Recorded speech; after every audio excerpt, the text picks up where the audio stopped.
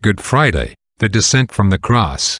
While there were only a few guards around the cross, I saw about 5 men coming through the valley from Bethania. They drew near the place of execution, looked up to the cross, and then stole away again. I think they must have been disciples. 3 times I saw 2 men in the vicinity as if making examinations and anxiously deliberating together. They were Joseph of Arimathea and Nicodemus. The first time was during the crucifixion. Perhaps it was then that they sent to buy Jesus garments from the soldiers. The second was when they came to see whether the crowd had dispersed.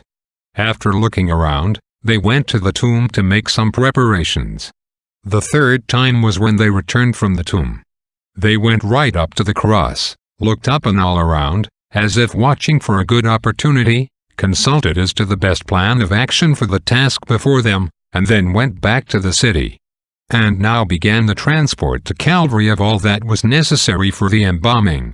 Besides the instruments to be used in taking the sacred body down from the cross, the servants took with them 2 ladders from a shed near Nicodemus's dwelling. Each of these ladders consisted of a single pole in which pieces of thick plank were so fitted as to form steps. They were provided with hooks, which could be hung higher or lower at pleasure, either to steady the ladder itself in some particular position or to hang on it the tools and other articles necessary for the work that was being done. The good women from whom they had received the spices for the embalming packed everything nicely for them. Nicodemus had brought 100 pounds of spices, equal to 37 pounds of our weight, as has more than once been explained to me. They carried these spices around the neck in little kegs made of bark. One of the kegs contained some kind of powder. In bags made of parchment, or leather, were bunches of aromatic herbs. Joseph had with him also a box of ointment. Of what the box was composed I know not, but it was red with a blue rim. The servants, as already mentioned, carried in a hand-barrow various kinds of vessels, leathern bottles, sponges, and tools. They took with them likewise fire in a closed lantern. The servants left the city before their master and by another gate, I think the Bethlehem gate, and went out to Mount Calvary. On their way through the city, they passed a house to which the Blessed Virgin with the other women and John had retired, in order to make some preparations for the Lord's burial. They joined the servants, whom they followed at a little distance. There were about 5 women, some of whom carried large bundles of linen under their mantles. It was a custom among the women, whenever they went out toward evening or upon any secret mission of piety, to envelop their whole person in a long strip of linen at least a yard in width. This they did very skillfully. They began with one arm, and then wound the linen so closely about the lower limbs that they could not take a long step. I have seen them entirely enveloped in this way, the linen brought up cleverly around the other arm and even enveloping the head. On this occasion there was something striking in the dress, for it looked to me like a robe of mourning. Joseph and Nicodemus also were in mourning attire, false sleeves, maniples, and wide girdles of black, and their long and flowing mantles which they had drawn over their head were of a dark grey color. Their wide mantles covered all that they were carrying.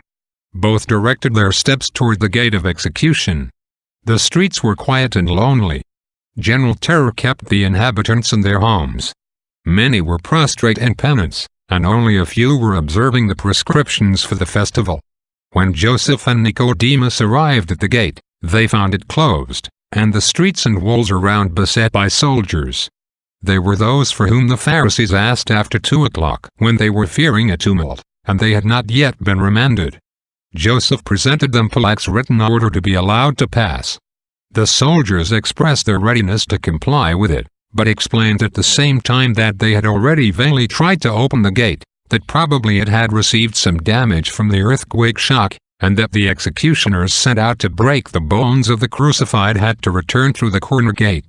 But as soon as Joseph and Nicodemus grasped the bolt, the gate opened of itself with perfect ease. It was still cloudy and foggy when they reached Mount Calvary, where they found their servants and the holy women, the latter sitting in front of the cross and in tears. Cassius and several converted soldiers stood like changed men, timidly and reverently, at some distance. Joseph and Nicodemus told the holy women and John of all that they had done to save Jesus from the ignominious death inflicted upon the thieves, and heard from them in return with what difficulty they had warded off the breaking of the Lord's bones, and how the prophecy had been fulfilled. They told also of how Cassius had pierced the sacred body with his lance. As soon as the centurion Abinadar arrived, they began sadly and reverently that most holy labor of love, the taking down from the cross and preparing for burial of the sacred body of their Master, their Lord, their Redeemer. The most holy Virgin and Magdalene were seated upon the right side of the little mound between the cross of Dismas and that of Jesus. The other women were busy arranging the spices and linens, the water, the sponges, and the vessels. Cassius also drew near when he saw Abinadar approaching, and imparted to him the miracle wrought on his eyes. All were extremely touched. Their movements were marked by an air of solemn sadness and gravity. They worked with hearts full of love, but without many words. Sometimes the silence in which the sacred duties were quickly and carefully being rendered was broken by a deep sigh or a vehement exclamation of woe. Magdalene gave way unrestrainedly to her grief. Her emotion was violent. No consideration, not even the presence of so many around her, could make her repress it. Nicodemus and Joseph placed the ladders behind the cross and mounted, carrying with them a very long strip of linen, to which 3 broad straps were fastened. They bound the body of Jesus under the arms and knees to the trunk of the cross, and the arms they fastened in the same way at the wrists. Then by striking upon strong pegs fixed against the points of the nails at the back of the cross, they forced out the nails from Jesus' hands, which were not very much shaken by the blows. The nails fell easily out of the wounds, for they had been enlarged by the weight of the body which, supported now by means of the linen band, no longer rested upon them. The lower part of the body, which in death had sunk down on the knees, rested now in a sitting posture upon a linen band that was bound up around the hands on the arms of the cross. While Joseph was striking out the left nail and allowing the left arm to sink down gently on the body, Nicodemus was binding the right arm in the same way to the cross, also the thorn-crowned head, which had fallen upon the right shoulder. The right nail was then forced out, and the arm allowed to sink into the band that supported the body. Abinadar the centurion had meanwhile, though with great effort, been driving out the enormous nail from the feet. Cassius reverently picked up the nails as they fell out, and laid them down together by the Blessed Virgin. Next, removing the ladders to the front of the cross and close to the sacred body, they loosened the upper band from the trunk of the cross, and hung it on one of the hooks of the ladder. They did the same to the 2 other bands, which they hung on 2 of the lower hooks. Thus with the gently lowered bands, the sacred body sank by degrees to where the centurion Abinadar, mounted on portable steps, was waiting to receive it. He clasped the limbs below the knees in his arms and descended slowly, while Nicodemus and Joseph, holding the upper part in their arms, gently and cautiously, as if carrying a beloved and very severely wounded friend, came down the ladders step by step. In this way did that most sacred, that most terribly maltreated body of the Redeemer reach the ground. This taking down of Jesus from the cross was inexpressibly touching. Everything was done with so much precaution, so much tenderness, as if fearing to cause the Lord pain. Those engaged in it were penetrated with all the love and reverence for the sacred body that they had felt for the Holy of Holies during his life.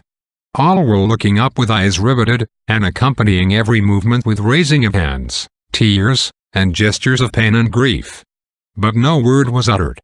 When the men engaged in the sacred task gave expression to their reverent emotion, it was as if involuntary, as if they were performing some solemn function. And when necessary to communicate directions to one another, they did it in few words and a low tone.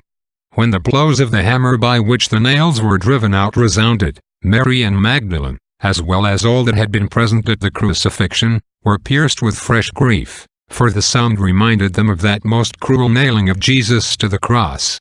They shuddered, as if expecting again to hear his piercing cries, and grieved anew over his death proclaimed by the silence of those blessed lips.